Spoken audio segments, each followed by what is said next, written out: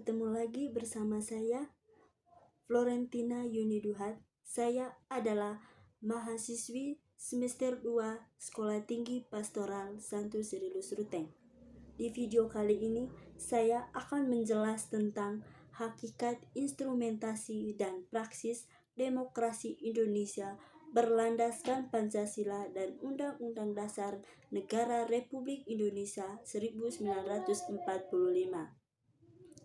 Yang pertama, apa itu demokrasi?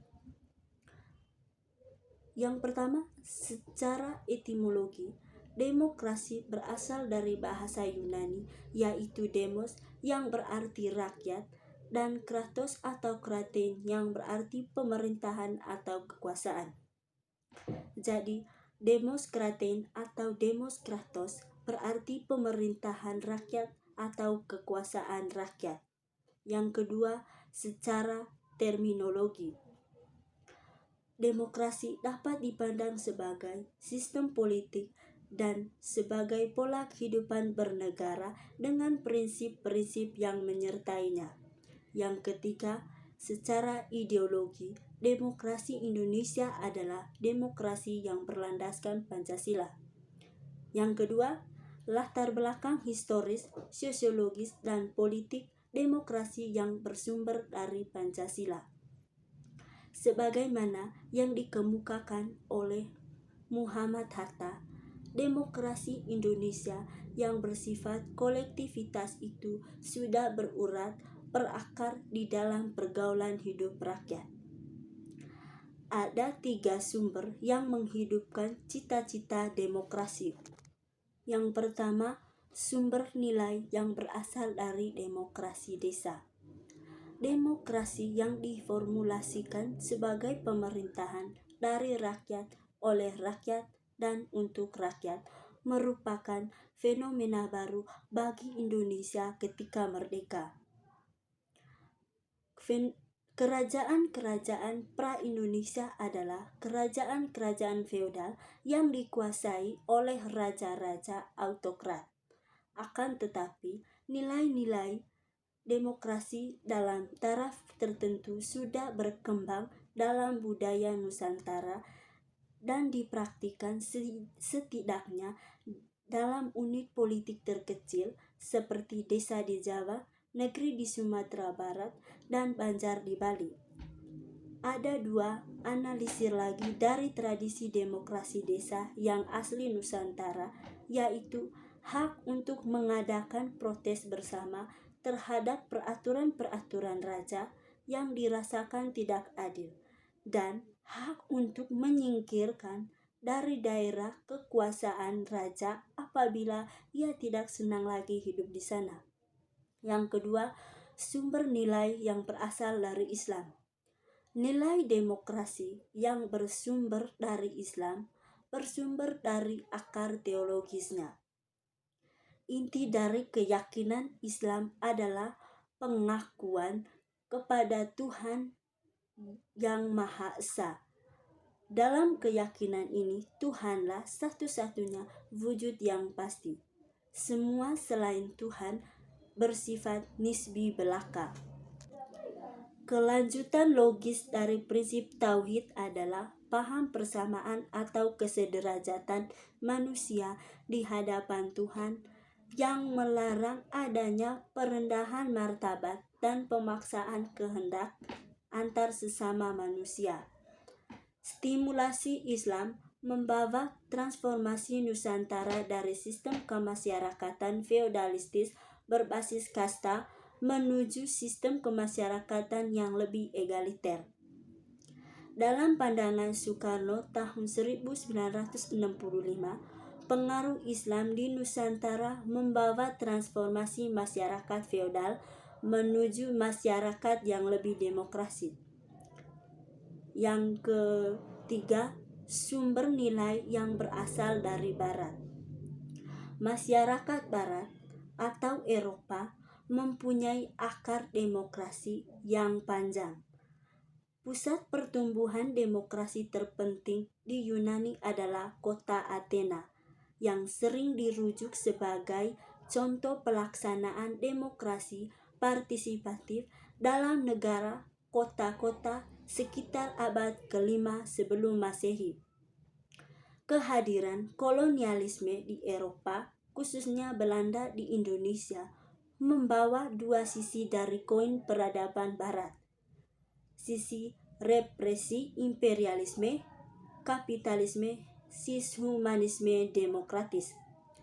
Dalam kurun sejarah Indonesia merdeka sampai sekarang ini, ternyata pelaksanaan demokrasi mengalami dinamikanya. Yang ketiga, esensi dan urgensi demokrasi Pancasila.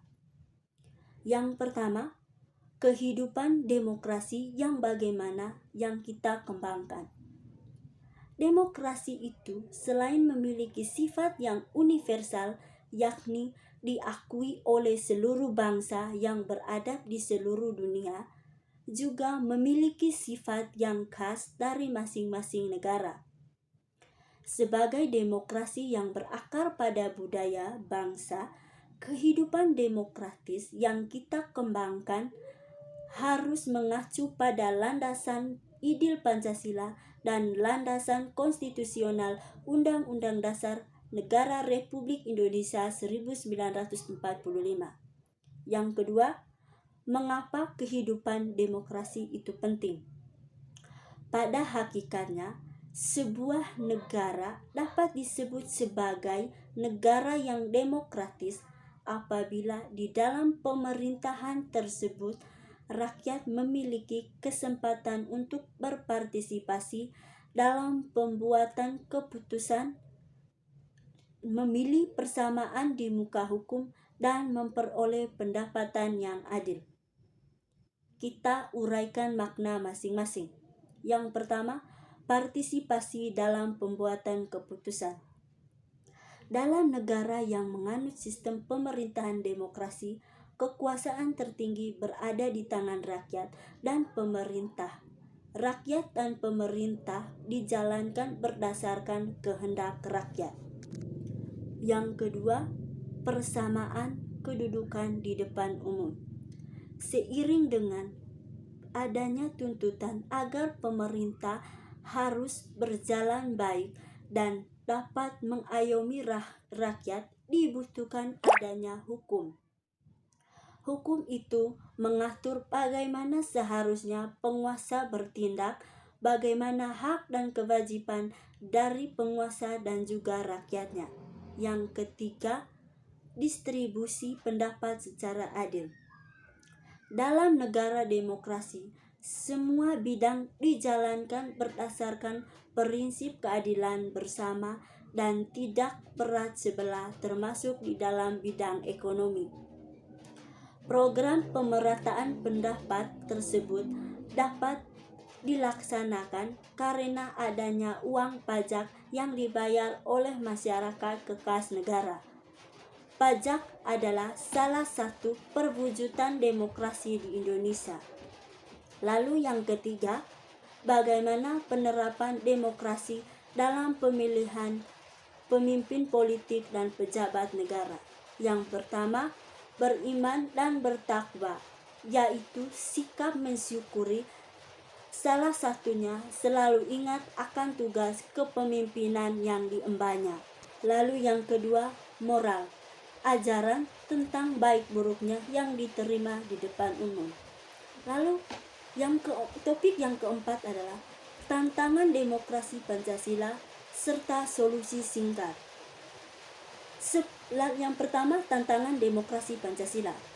Sepanjang sejarah Indonesia pernah mengalami dinamika ketatanegaraan seseorang dengan berubahnya konstitusi yang dimulai sejak berlakunya Undang-Undang Dasar 1945, Konstitusi RIS, Undang-Undang Dasar Sementara 1950,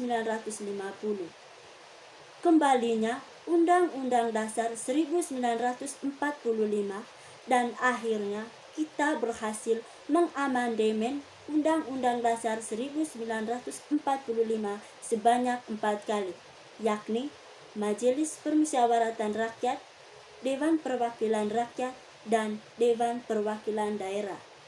Lalu, bagaimana solusinya? Sistem perwakilan di Indonesia merupakan sistem yang khas, sebab di samping DPR sebagai lembaga perwakilan berdasarkan aspirasi rakyat, juga ada DPD sebagai lembaga dinamika yang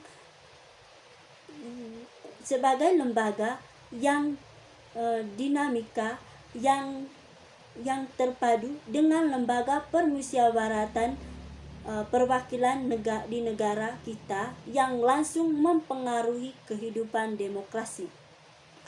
Dinamika ini tentu saja kita harapkan mendatangkan kemaslahatan kepada semakin sehat dan dinamisnya demokratis Pancasila yang tunggal melakukan konsolidasi menuju demokrasi yang matang.